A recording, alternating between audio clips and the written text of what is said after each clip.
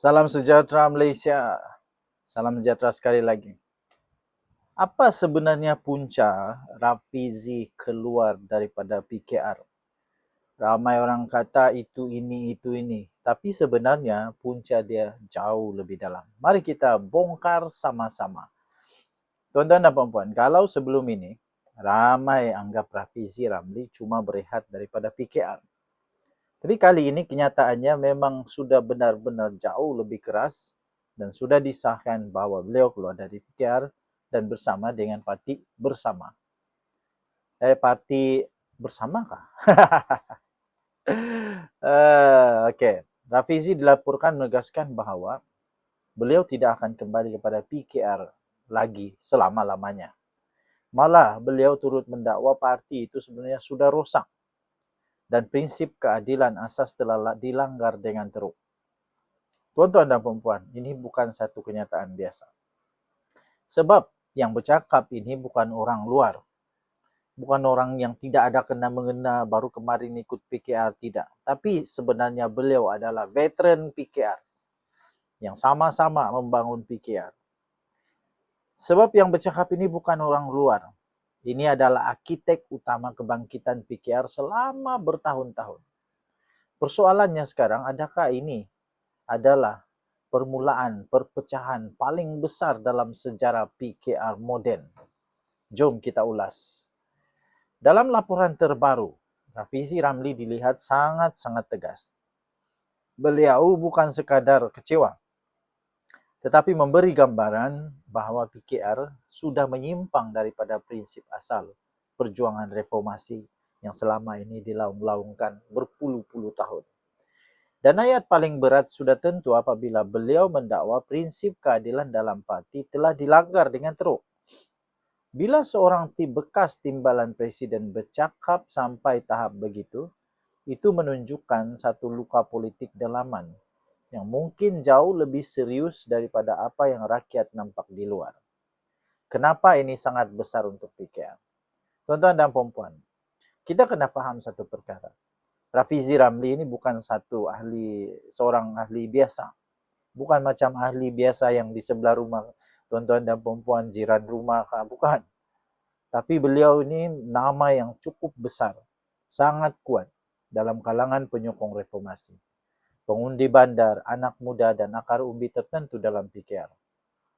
Beliau antara tokoh yang membantu menaikkan semula parti selepas beberapa krisis besar sebelum ini. Jadi apabila Rafizi sendiri mula mengatakan parti sudah rosak, ia boleh memberi kesan psikologi yang cukup besar kepada penyokong. Kerana ramai akan mulai bertanya, kalau Rafizi sendiri hilang keyakinan, apa sebenarnya sedang berlaku dalam PKR? Adakah PKR sedang retak? Bagi saya bukan sedang retak, sudah retak. Ini bahagian yang paling sensitif. Bukan masa ini. Buat masa ini PKR masih lagi parti paling utama dalam kerajaan perpaduan dan masih mempunyai pengaruh besar. Tetapi politik bukan hanya tentang jumlah kerusi. Ia juga tentang keyakinan dalaman. Dan apabila tokoh besar mula keluar dengan kenyataan keras seperti ini, persepsi rakyat boleh berubah dengan cepat. Lebih-lebih lagi bila kebelakangan ini muncul pelbagai spekulasi mengenai kem dalam parti, perebutan pengaruh, dan hala tuju masa depan PKR selepas era tertentu. Ramai pemerhati politik sekarang sedang melihat, adakah ini cuma tekanan sementara atau ini adalah petanda awal kepada gelombang perpecahan yang lebih besar. Jadi tuan-tuan dan puan-puan, apa kesan kepada Datuk Seri Anwar Ibrahim? Sudah tentu tempias terbesar akan terkena kepada Perdana Menteri Datuk Seri Anwar Ibrahim sebagai Presiden Parti. Kerana bila bekas orang kanan sendiri membuat kritikan terbuka pembangkang, akan menggunakan isu ini untuk menyerang kestabilan kepimpinan PKR. Dan rakyat pula akan mulai menilai, adakah PKR masih membawa semangat reformasi asal? Atau sudah berubah menjadi parti kuasa seperti parti-parti lama yang pernah menjadi mereka lawan dahulu? Ini cabaran besar kepada Datuk Seri Anwar Ibrahim. Sebab beliau bukan saja perlu menjaga kerajaan, tapi juga perlu menjaga kestabilan dalaman parti. Apapun, politik Malaysia sekarang nampaknya semakin panas. Dan kalau hubungan di antara Rafizi dan PKR terus runcing, kita mungkin sedang melihat permulaan kepada penjajaran politik yang baru menjelang pilihan raya akan datang. Persoalannya sekarang, adakah Rafizi benar-benar akan bergerak sendiri selepas ini? Atau akan muncul usaha besar untuk memujuk beliau kembali? Dan paling penting, mampukah PKR bertahan jika tokoh-tokoh reformasi mula menjauh satu demi satu? Tuan-tuan dan puan-puan, komen pendapat tuan-tuan dan puan-puan di bawah komen ini. Sekiranya tuan-tuan dan puan-puan suka dengan ulasan-ulasan yang baru, jangan lupa like, share, dan subscribe untuk lebih banyak ulasan politik panas dan terkini dari channel ini. Salam sejahtera Malaysia, kita jumpa lagi. Bye-bye. Salam sejahtera tuan-tuan dan puan-puan yang dihormati sekalian. Selamat pagi. Hari ini berapa hari bulan? Hari ini 20 hari bulan Mei 2026. Cerita politik Malaysia semakin panas, semakin hangat. Tuan-tuan dan puan-puan, kalau berita ini betul-betul menjadi realiti politik Malaysia, ini bukan sekadar satu isu yang besar untuk satu kerusi parlimen, tetapi ini mesej yang cukup besar tentang masa depan PKR sendiri. Hari ini kita dikejutkan dengan satu laporan bahawa Datuk Seri Anwar Ibrahim, Perdana Menteri Malaysia kita, dikatakan memberi mesej supaya kerusi Parlimen Pandan yang sekarang ini masih lagi dipegang oleh Rafizi, tetapi Rafizi sudah pun meletak jawatan menurut laporan-laporan, mesej supaya kerusi Parlimen Pandan mesti menjadi milik PKR. Dan ini kenyataan yang didedahkan oleh Tengku Zafrul sendiri. Tuan-tuan dan puan-puan, apa sebenarnya yang sedang berlaku? Kenapa Pandan sekarang ini tiba-tiba menjadi begitu penting?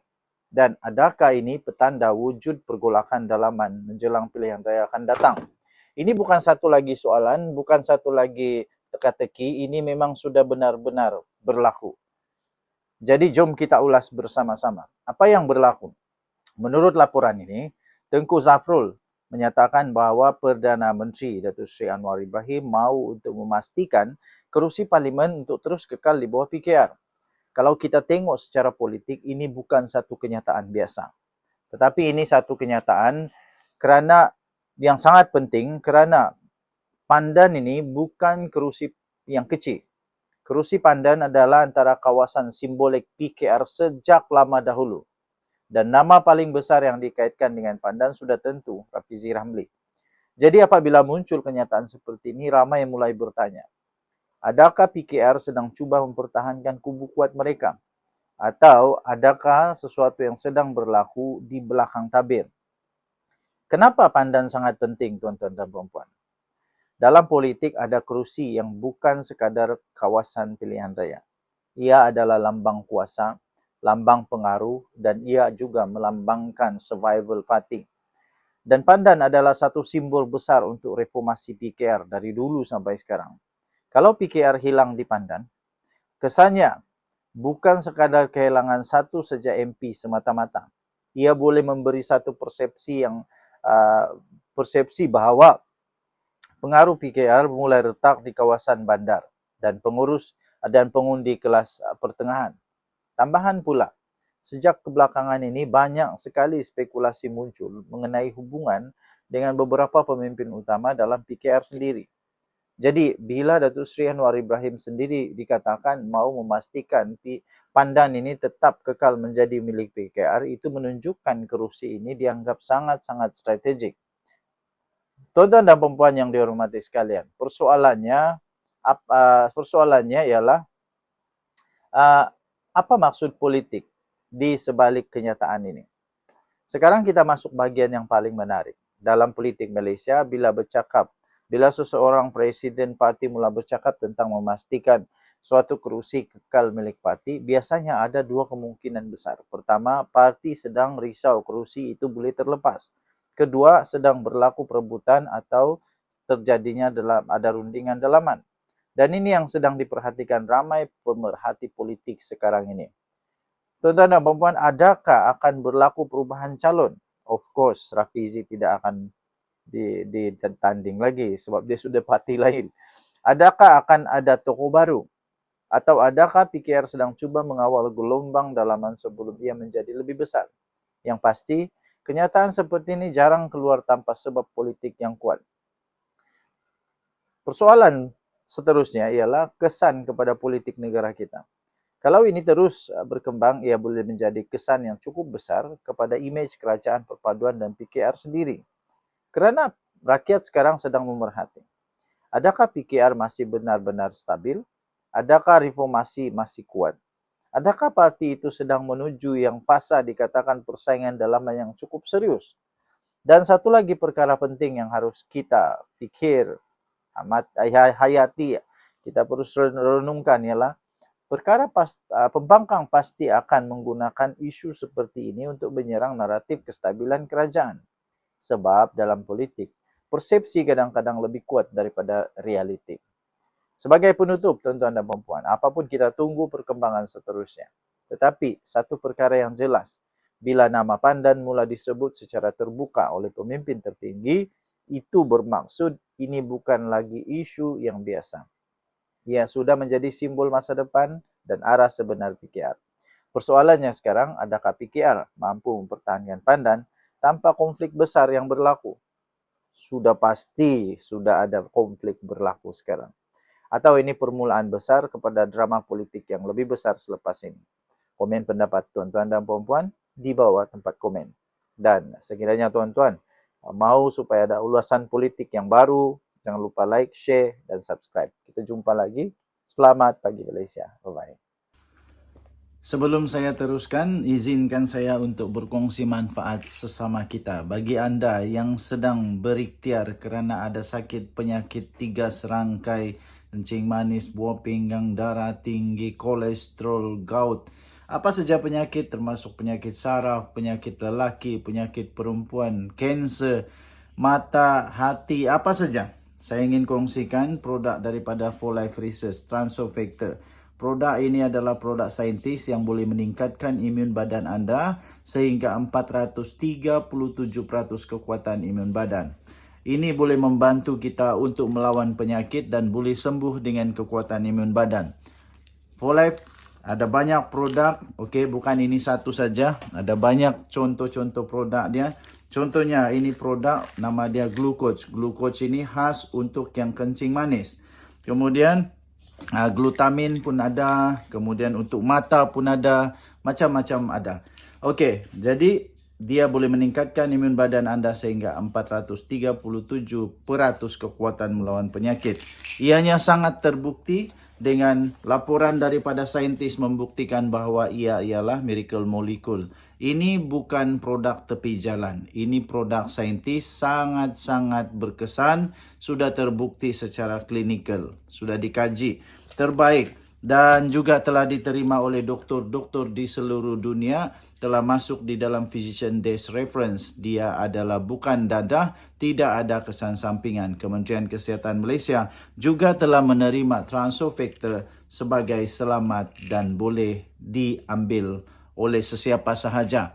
Paling bagus, dia bukan sahaja ada testimoni beribu-ribu, berpuluh-puluh ribu, malahan juga dia ada clinical abstract. Transofactor clinical abstract ini keputusan kajian saintis yang telah dilakukan di serata dunia. Bagi anda yang sangat memerlukan, sila dial nombor telefon tertera di atas. Dia akan berhubung dengan anda. Jangan telefon dia, sila WhatsApp dia. Kerana jika anda telefon, dia tidak sambut. Okey? Anda WhatsApp, dia akan jawab. Alright. Terima kasih tuan-tuan dan puan-puan kerana sudah menamatkan video ini dengan baik sekali. Saya ingin kongsikan beberapa buah buku yang sangat menarik. Ini saya sisipkan. Yang pertama, Muslihat Mahathir. Sekiranya anda berminat untuk melihat bagaimana Muslihat Mahathir yang dituliskan di dalam buku ini, anda boleh baca ini untuk menambahkan pengetahuan anda, untuk anda tahu siapa Mahathir yang sebenarnya. Buku ini sangat luar biasa. Ketika saya membaca, saya terkejut. Wow! Dan saya semakin berilmu. Buku yang kedua yang saya ingin kongsikan pada anda ialah Pemikiran Tun Mahathir.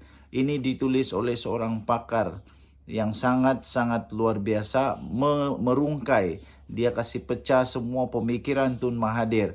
Ini bukunya yang sangat luar biasa. Sekiranya anda mau tahu macam mana Mahathir punya cara berfikir, ini dia.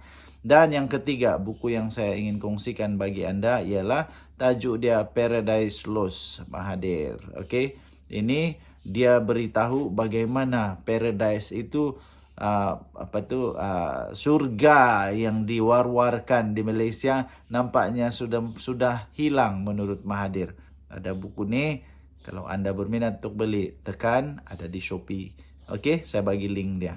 Alright.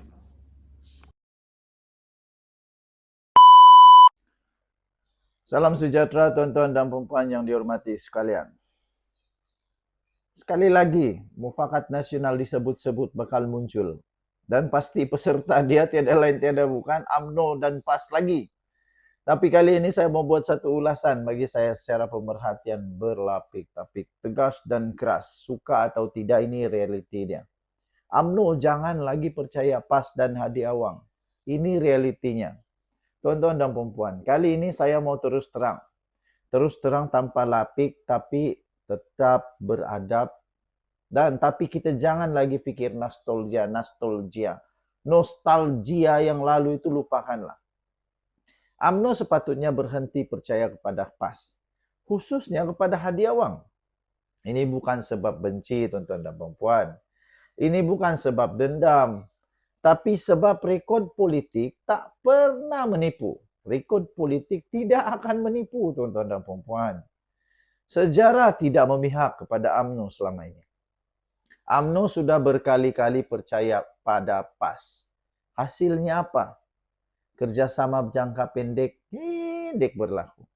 Janji perjuangan Islam. Retorik perjuangan penyatuan ummah. Tapi akhirnya, tuan-tuan dan puan, UMNO yang cedera parah. PAS malah yang untung besar. Dalam mufakat nasional, siapa yang hilang kursi? Siapa yang kehilangan sokongan pengundi sederhana? Jelas, jawabannya jelas. UMNO yang cedera parah. UMNO. Jadi siapa sebenarnya PAS, tuan-tuan dan puan-puan? PAS ini, pada saya, PAS bukan satu rakan strategik yang baik. PAS ialah pesaing ideologi yang cukup licik. Mereka guna UMNO bila perlu. Untuk legitimasi orang-orang Melayu. Untuk jentera akar umbi. Untuk kekuatan simbolik. Bila sudah kuat, UMNO ditinggalkan. UMNO dilabel rosak, UMNO dituduh sekular, korup, jahil. Ini bukan sangkaan, ini pola berulang-ulang dah terjadi, tuan-tuan dan puan. Apa peranan Hadi Awang? Kita kena cakap jujur tentang Hadi Awang ya. Beliau bukan pemimpin konsensus. Beliau adalah ideolog yang tegar. Dalam naratif PAS, UMNO dilihat sebagai alat. UMNO itu sementara. UMNO boleh dikorbankan. Inilah pola politik. Inilah sejarah yang sentiasa diulang-ulang. Bagi Hadi Awang, saya lihat kuasa PAS lebih penting daripada kestabilan UMNO. Ideologi lebih utama daripada keikhlasan kerjasama. UMNO hanya seakan-akan, seolah-olah tangga dan bukan pasangan. Tuan-tuan dan puan-puan, sebelum saya teruskan, izinkan saya untuk berkongsi manfaat sesama kita. Bagi anda yang sedang berikhtiar kerana ada sakit penyakit 3 serangkai, kencing manis, buah pinggang, darah tinggi, kolesterol, gout, apa saja penyakit termasuk penyakit saraf, penyakit lelaki, penyakit perempuan, kanser, mata, hati, apa saja. Saya ingin kongsikan produk daripada For Life Research, Transofactor. Produk ini adalah produk saintis yang boleh meningkatkan imun badan anda sehingga 437% kekuatan imun badan. Ini boleh membantu kita untuk melawan penyakit dan boleh sembuh dengan kekuatan imun badan. For Life ada banyak produk, okey, bukan ini satu saja. Ada banyak contoh-contoh produk dia. Contohnya ini produk nama dia Glucoach. Glucoach ini khas untuk yang kencing manis. Kemudian glutamin pun ada, kemudian untuk mata pun ada, macam-macam ada. Okey, jadi Dia boleh meningkatkan imun badan Anda sehingga 437% kekuatan melawan penyakit.